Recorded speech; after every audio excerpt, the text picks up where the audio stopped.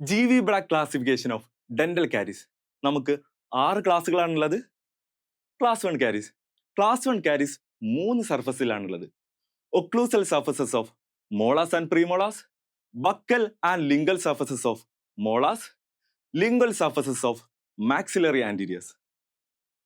Class 2, class 3, class 4 caries ഇവ മൂന്നും proximal സർഫസിലാണ് കണ്ടുവരുന്നത്.